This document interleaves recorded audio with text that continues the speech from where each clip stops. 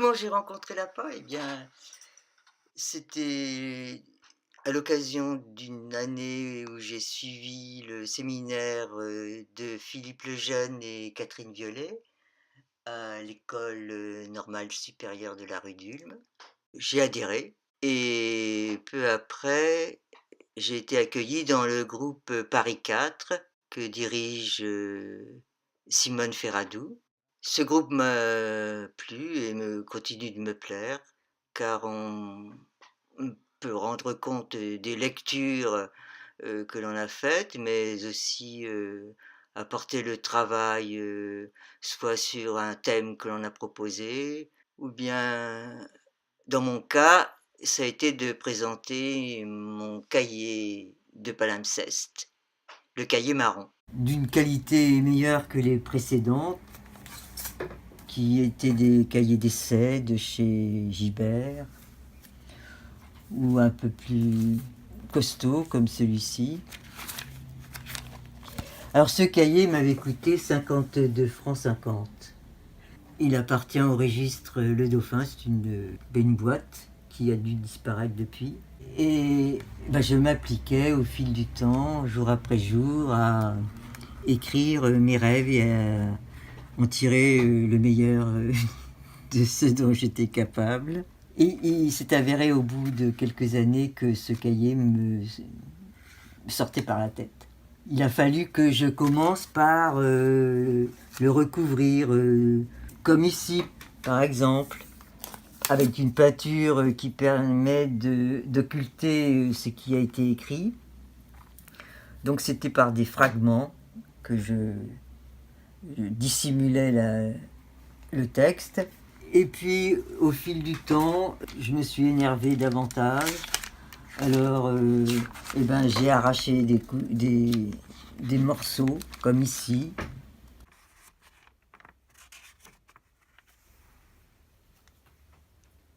Ce beau cahier, au départ, était considéré comme la prunelle de mes yeux, et je le remplissais religieusement chaque jour.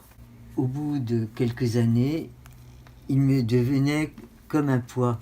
Ce qui était noté m'enfermait. Il y avait besoin d'ouvrir les vannes, il y avait besoin d'ouvrir les fenêtres. Et donc j'ai commencé par censurer.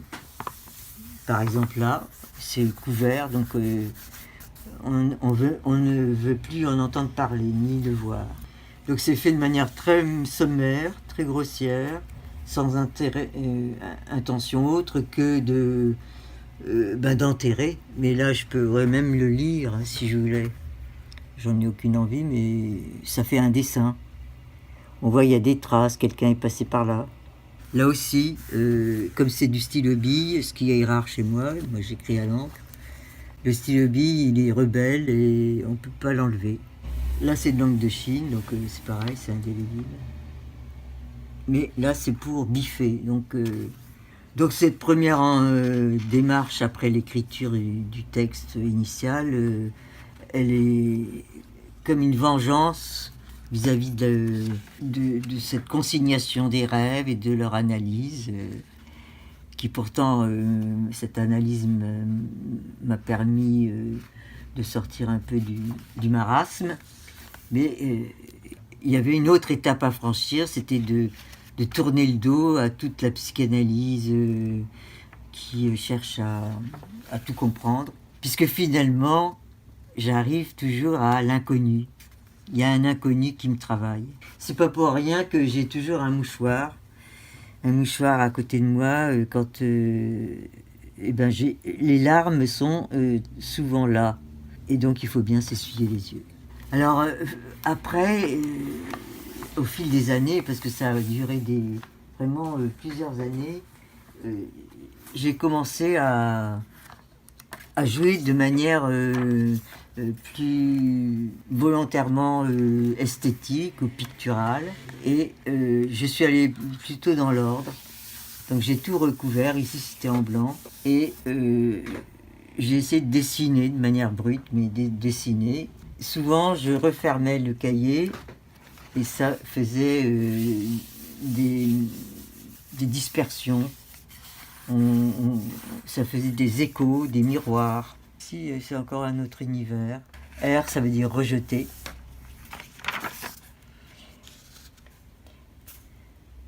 Là, c'est l'effet de miroir. Donc, il n'y a pas vraiment de style. Et ça s'est étendu sur plusieurs années, une dizaine d'années, la construction, enfin, le recouvrement de l'écrit. Voilà, ça, la couleur flashy. Ça, c'est un des plus réussis, à mon avis. Bon.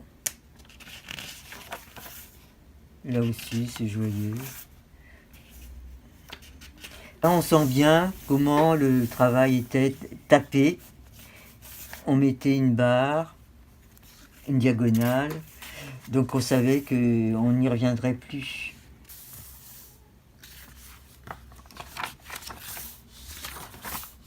C'est vrai que l'écriture est toujours en arrière-plan. Alors là, c'est un des plus bruts. Il y a juste eu de l'encre.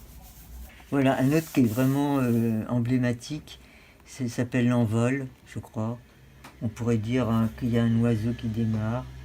Et c'est tout un espace imaginaire qui s'est créé. La construction de ce cahier, elle s'est faite pas en suivant, on revenait de... Donc on changeait d'alphabet, si j'ose dire. Et même là, c'était poncé, on voit des trous là dans le papier. On a la date du 9/4/88. Il reste des petites traces de mots. Et je l'ai fait en 26/7/02. Voilà, ça c'est un des plus équilibrés qui ramène...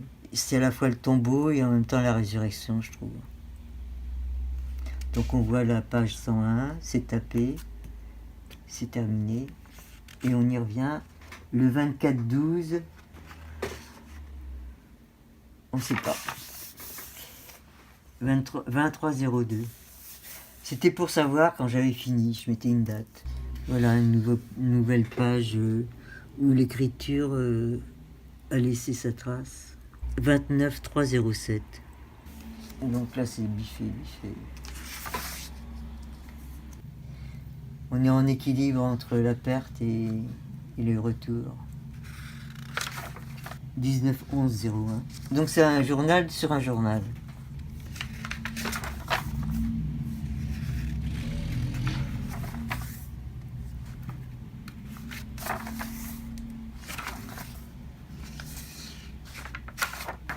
Là encore, il y a des trous. Ça a été collé. Ça s'est mal décollé quand je l'ai ouvert. Voilà, c'est des blocs. C'était souvent au départ des blocs comme ça. Alors ça, c'était la table des matières. Il y avait T. Et c'est la fin. Le cahier 2004-2006. C'était à l'origine un journal qui a subi un traitement un peu différent, puisque la trace y est respectée davantage, la trace première. Donc on peut, si l'on veut, se mettre à relire. Le geste premier a été de diluer à l'eau, ou une eau colorée d'encre. Le rapport à la trace varie. Entre jeter et conserver, existe toute une gamme d'attitudes. J'ai beaucoup jeté. J'ai parfois gardé puis détourné. Il m'est arrivé de regretter d'avoir jeté. Faire disparaître n'éloigne pas toujours la trace. Par des détours, elle fait retour. Conserver la trace permettrait, avec le recul, de la lire au-delà de la surface, en amont et en aval. La seule graphie informe le lecteur au premier coup d'œil sur l'état du scripteur. Cette graphie varie avec l'humeur, l'âge et la circonstance, plus encore avec l'objet que l'écriture tenterait de cerner ou de saisir, mais cet objet fuit. Et puis parallèlement, donc voilà, j'ai un journal daté 85-92 qui a été d'abord déchiré, biffé, recouvert, et puis collé, puis gratté. Alors cette technique, je l'ai poursuivie dans le journal 86-92, parce que là, ça a été recouvert de gesso pour uniformiser la surface, dissimuler le jaunissement de la colle et créer comme une topographie. Donc comme si j'entretenais un rapport à distance avec ce travail qui évolue.